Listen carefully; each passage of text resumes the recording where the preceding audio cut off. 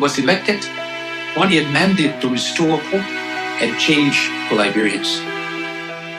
For many Liberians, especially the youth, he represented the possibility of a brighter future.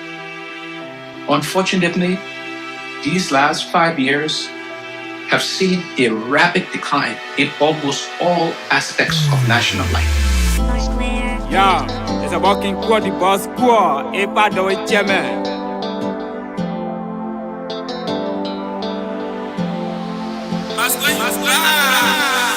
Le country is poor. Le country is poor. Le country is poor. Le country is poor. Le country is poor. T'as combien de face? Le country is poor. T'as combien de face? Le country is poor. T'as combien de face? Le country is poor. T'as combien de face? Le country is poor. T'as combien de face? Le country is poor. T'as combien de face? Le country is poor. T'as combien de face? Le country is poor. T'as combien de face? Change your song, really change your song. Change your song, really change your song. Loba change your song, Paso change your song. Nima change your song, Renku change your song. Change your song, really change your song. Change your song, really change your song. Nima change your song, Loba change your song. Paso change your song, Renku change your song. Le country is poor. T'as combien de face? Le country is poor. T'as combien de face? Le country is poor. T'as combien de face? Le country is poor. T'as combien de face? Le country is poor. T'as combien de face? Le country is poor. T'as combien de face? Le country is poor. T'as combien de face? Le country is poor. T'as combien de face? Me atlele bro, le honorable Messi, elle est sana piku men, le solo merele. I can see my home tele ina la basu, wale pape tele la ba ina kosu. Blue people waiting, jado welcome you. About people second way, jado take you. We're gonna call away, not about barrel. Oh welcome, pape you, wale welcome. Oh. Le country is poor. T'as combien de face? Le country is poor. T'as combien de face? Le country is poor. T'as combien de face? Le country is poor. T'as combien de face? Le country is poor. T'as combien de face? Le country is poor. T'as combien de face? Le country is poor. T'as combien de face? Le country is poor. T'as combien de face? We work on you, Kumes, we work on you. We work on you, Kumes, we work on you. Our people work on you. People work on you. Our people work on you. Our people work on you. We work on you, Kumes, we work on you. We work on you, Kumes, we work on you. Andole will work on you. Raya work on you. William work on you. If I work on you. Le country is poor. T'as combien de face? Le country is poor. T'as combien de face? Le country is poor. T'as combien de face? Le country is poor. T'as combien de face? Le country is poor. T'as combien de face? Le country is poor. T'as combien de face? Le country is poor. T'as combien de face? Le country is poor. T'as combien de face? Yeah. Stand on Nivea. Chairman Anthony Agwelen. Inku the Bayi. Spoke now, FIW. You have a big money. I see you, baby. Lieutenant General. If you sell it all day. Takalaka.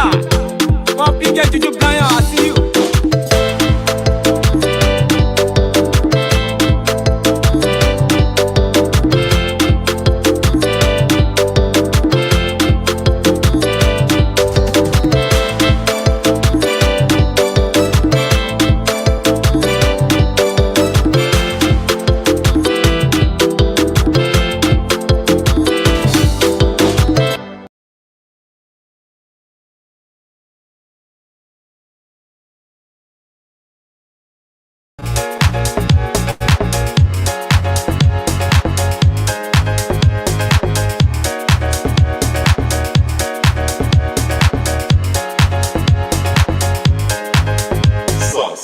The ALP have taken in support of Ambassador Boakai and for what we believed would be for the betterment of the Liberian people. ALP relationship with all Liberian parties supported former Vice President Joseph Boakai in every way, shape, or form in the interest of our country. During this period of support, his friends became our friends and his enemies our enemies.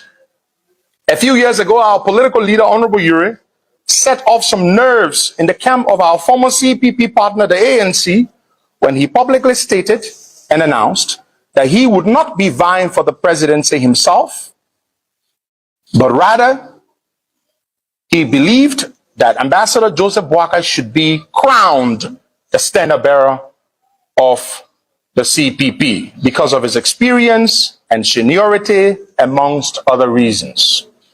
That single announcement, which I must admit, wasn't exactly a derived position of our party, caused a deep rift between us and the Alex Cummings camp, which I must admit, wasn't exactly a derived position of our party, caused a deep rift between us and the Alex Cummings camp. However, and both Ambassador Boakai and Honorable Ure decided that we go to court. However,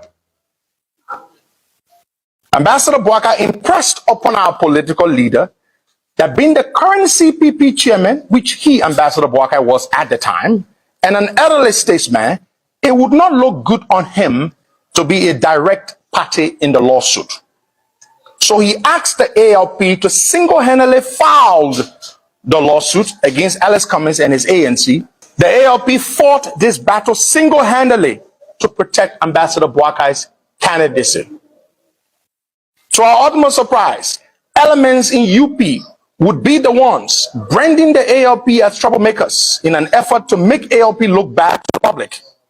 Sometime last year, Ambassador Boakai asked to meet with Honorable Ure, and in that meeting, he expressed a grave concern that he feared that Madam Ellen Johnson Sirleaf might be at work to undermine his leadership in the Unity Party, which he believed could destroy his presidential ambition. Therefore, he asked Honorable Ure to initiate a fallback position strategy by forming a new political vehicle which he will run on in case of any possible threat to his candidacy. Mr. Ure, a deeply loyal ally to Ambassador Joseph Boakai, wasting no time, proceeded to recruit veteran Liberian political activist and politician Professor Larry Tokpa, who graciously accepted the task and swiftly began the formation effort. Thus, the idea of the Democratic Alliance of Liberia, DAL, was birthed. The DAL was made up of several political parties, all of whom had pledged to support Ambassador Boakai's presidential bid. After months of negotiations, there was a collaboration agreement developed, which was to be endorsed by all political parties. The Unity Party then issued a memo to all parties that they did not need an alliance to win the election, and they will run as Unity Party and only ask for the other parties to endorse them. We rejected this idea and instead insisted that to win this election, there was a need to bring together as many political parties as possible to strengthen our position, as we see the ruling CDC doing.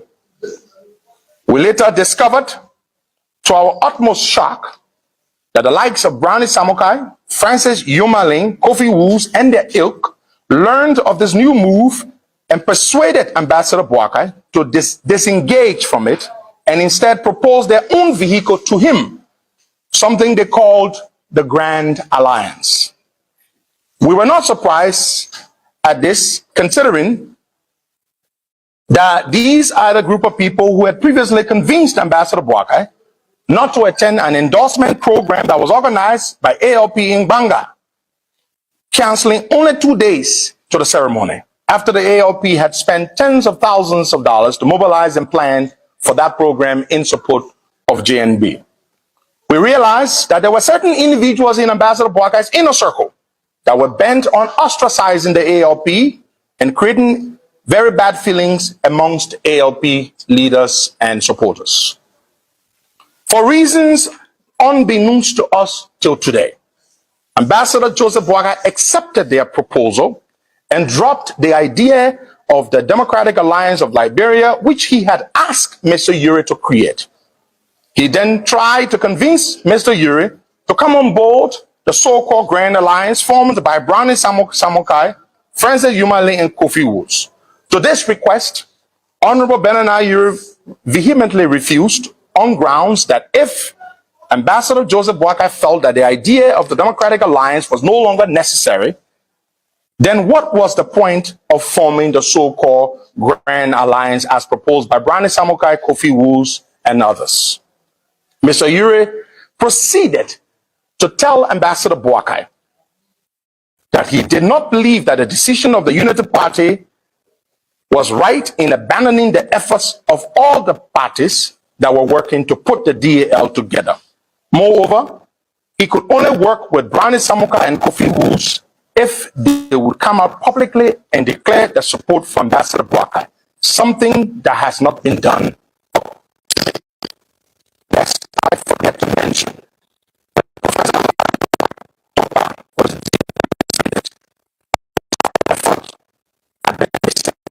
we imputed him to let it go for the sake of our quote, beloved JNB, unquote.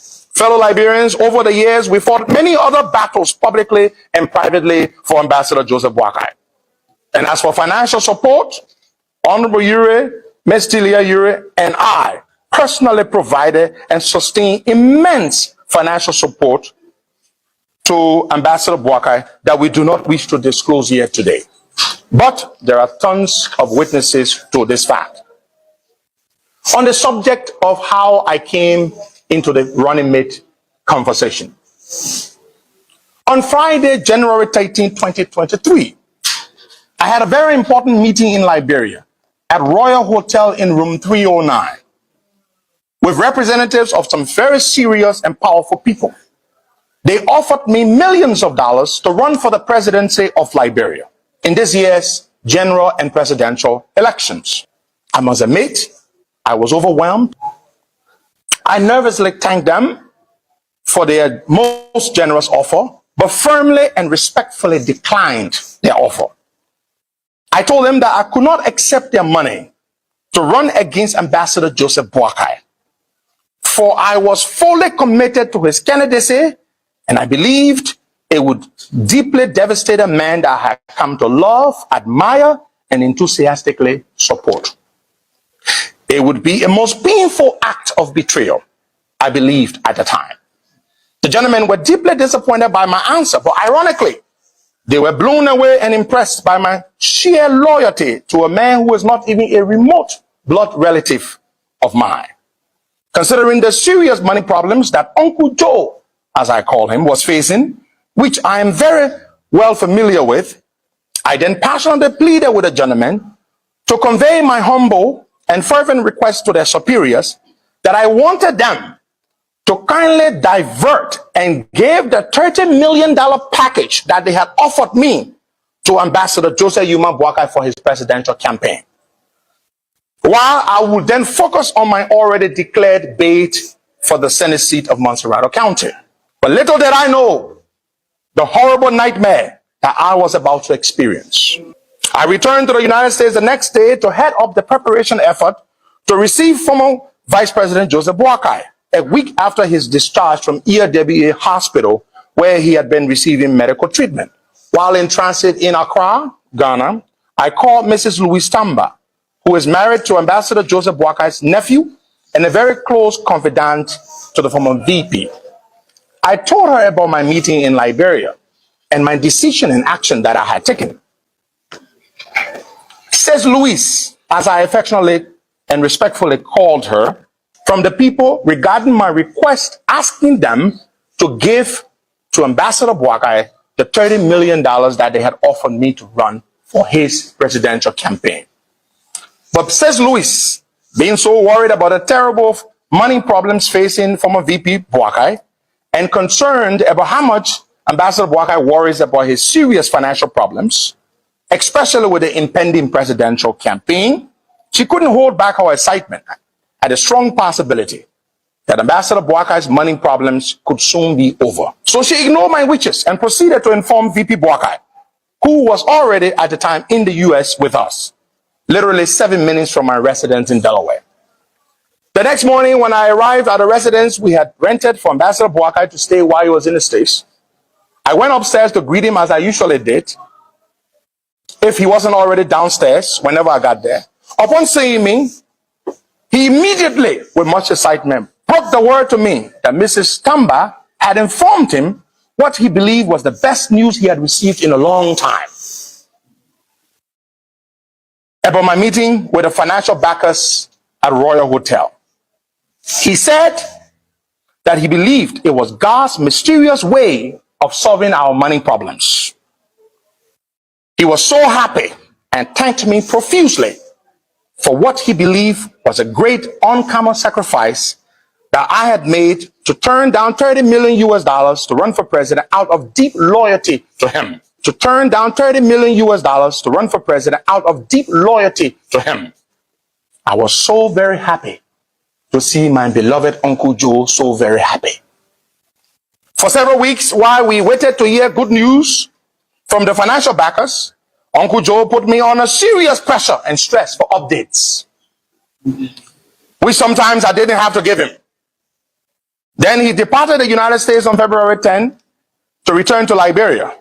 And on the very next day, Saturday, February 11th, I received the long-awaited answer from the financial backers. They first expressed their disappointment in me for not accepting their offer to run for president. But thankfully, they have considered and accepted my request to support Ambassador Boakai instead. But it came with one condition. They requested that in exchange for their $30 million, Ambassador Boakai must pick me, Henry Costa, as his running mate. When I delivered their terms or requests to Ambassador Boakai, at the time he was already in Liberia, happily accepted and agreed. I was stunned. He went on to tell me how brilliant, loyal, patriotic I am, and what a godsend I have been to him over these past years, and much more. That was the first time I had heard such flattering words from Uncle Joe. Now permit me to backtrack a little.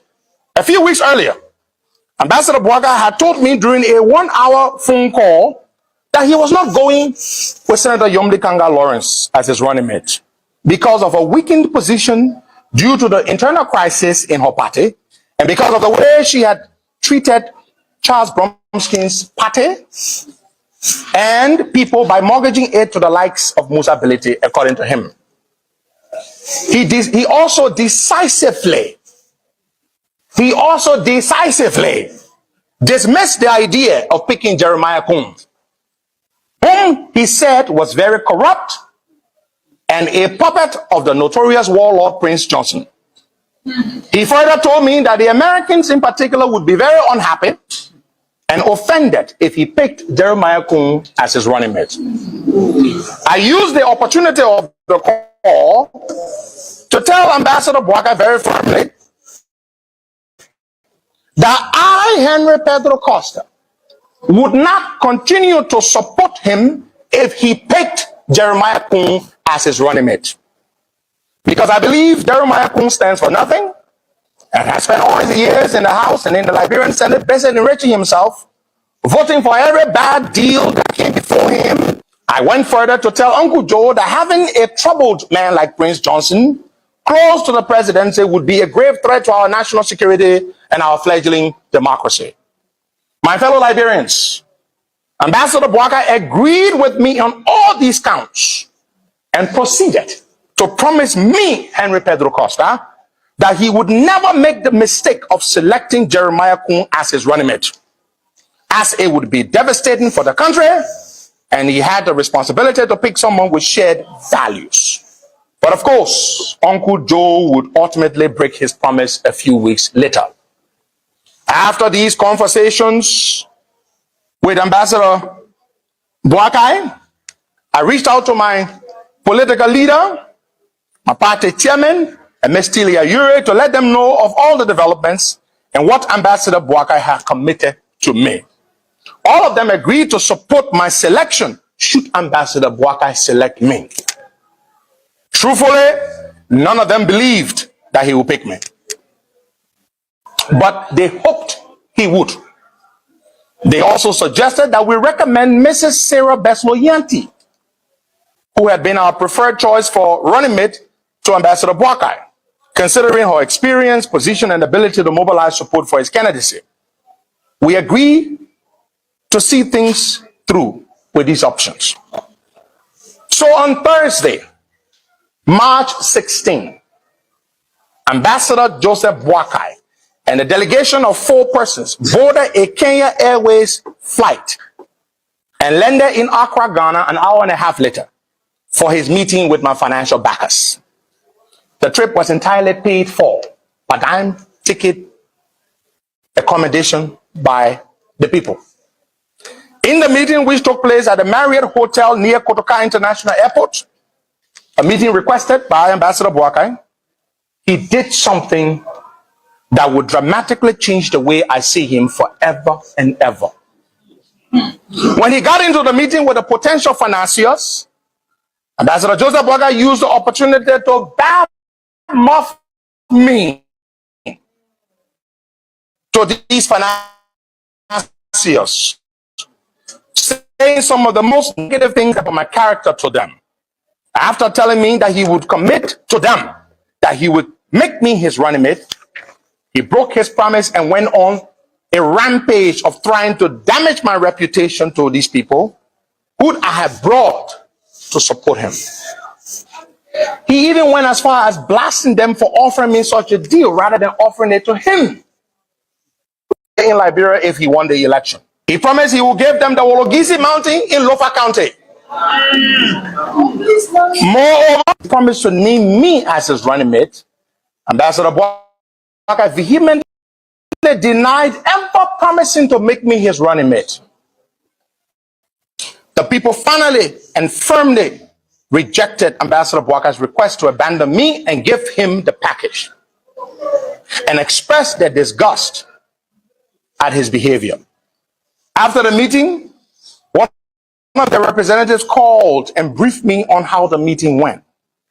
And as you can imagine, I was deeply disgusted, disappointed, and felt betrayed by a man I had come to consider a father figure and done so much for. My whole body was shaking with sadness and anger coursing through my veins upon hearing of Ambassador Boakai's wicked betrayal. When I managed to calm down a bit, I placed a call to Ambassador Boakai and added his son, Jodo Boakai, Mrs. Louis Tamba, Mr. Side, and Celia to the call. Boakai's painful betrayal towards me.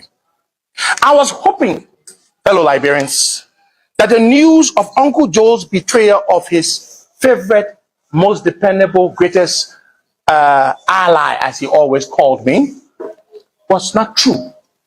But sadly, Ambassador Boakai confessed on the call that he did indeed betray me. After confessing his cruel action, he went further to apologize. He said, and I quote, "Henry, I am not too old to say sorry when I have wronged someone. And what I did to you was very wrong. I am sorry. Please forgive me." Unquote. He said, and I quote, "Henry, I am not too old to say sorry when I have wronged someone. And what I did to you was very wrong. I am sorry. Please forgive me." Unquote. After he uttered those words, in a similar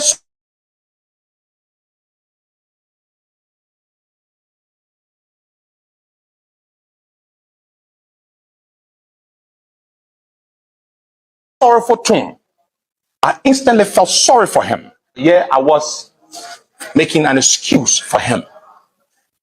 I accepted his apology, and we moved on to discuss how we would salvage the mess and try to get the funds for the campaign. On that call, I even told Uncle Joe that he did not have to select me as his running mate, but that we needed to find a way to bring the people back to the table so as not to lose that great and golden opportunity. There were many other things that we discussed on that call. The call eventually ended with Ambassador Boakai promising to hold consultations with his party officials and close advisors. He did not have to promise me anything because I was not entitled to it. So he simply wanted the money, without picking me as his running mate. He should have simply told me. And I would have fought hard to try to get the people to support him without making him pick me as his running mate, because this is how much I used to believe in. He asked Honorable Ure whether he was in support of me being considered for running mate. And Honorable Ure told him that he was fully in support. However, that it was up to him, Ambassador Boakai, to make his pick of whoever he felt was best suited for him. Fellow Liberians, what came next was extremely horrible and unbelievable. The same people that we had supported and worked very closely with for so many years suddenly turned on us and began to fabricate wicked and crazy lies against us. It began with a nonsensical lie that the financial backers that Ambassador Boakai had met with in Accra, Ghana, were fake, and that they were agents of the CDC government. Ambassador Boakai even went to the extent of talking to Senator Sir Joseph on the phone, where Sir Joseph convinced him that it was the CDC government that was clandestinely putting up the $30 million so that he, Ambassador Joe Boakai, could pick me as his running mate so that he could lose the election to the CDC. I was shocked that my Uncle Joe would now begin to believe opposition officials against his favorite and beloved nephew. Shocked and with a strong feeling of betrayal. Let the record show that the financial backers, because of everything that transpired, withdrew their support and did not give me a cent. I lost the opportunity because of my loyalty to Uncle Joe. Fellow Liberians, of all the wicked lies that were told against us, let me tell you the worst of them all. When Uncle Joe went to the States in late of this year, a week after he was discharged from ELW Hospital, and upon his request as usual, I scheduled several medical appointments for him with his cardiologist, heart doctor, and an internal medicine doctor.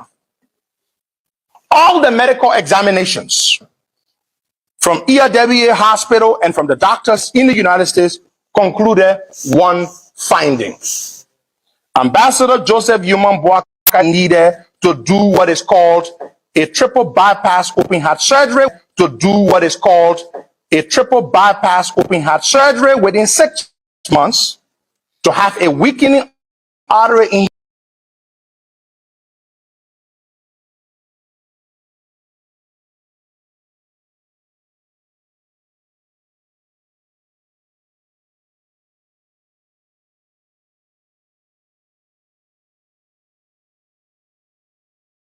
his heart removed and replaced by another artery from his thigh. The doctors advised him. We were all very scared with the surgery. So on March 2nd, after I had raised the money fully to depart Liberia on the 23rd of March via Accra on Delta Airlines to arrive in New York the next day on the 24th of March, and onward to Minnesota, where the surgery was supposed to be done. I bought one plane ticket for myself to fly from Delaware to Minnesota on the same day of March 23 to receive them from the airport and drive them to the residence I had booked for them in Rochester, Minnesota. Everything was all set. But 2 weeks to their departure from Liberia, Jacob Kabakoli called me to say that Uncle Joe was canceling the trip. I didn't ask him why, but I was shocked that Uncle Joe would cancel such an important trip without speaking with me. It was very strange and unusual.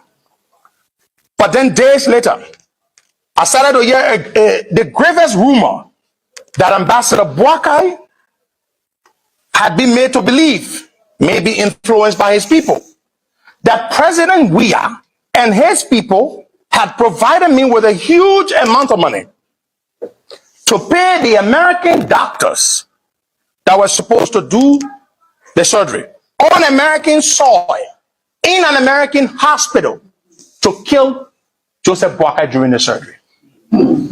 Therefore, that is the reason why Uncle Joe was canceling the trip. He no longer trusted me and did not want to come to do the surgery anymore. I couldn't believe it. I couldn't believe they could go to that extent. But then, of course, on March 30th, the bombshell came from Uncle Joe himself. He sent me a long WhatsApp message saying a lot of things. And in the last paragraph, he said that he had received information that he would be killed in the surgery and therefore not participate in the elections. So he wasn't going for the surgery anymore. Around this period, around the second week of April, Ambassador Joseph Boakai had completely stopped talking to Mr. Ure, to Mr.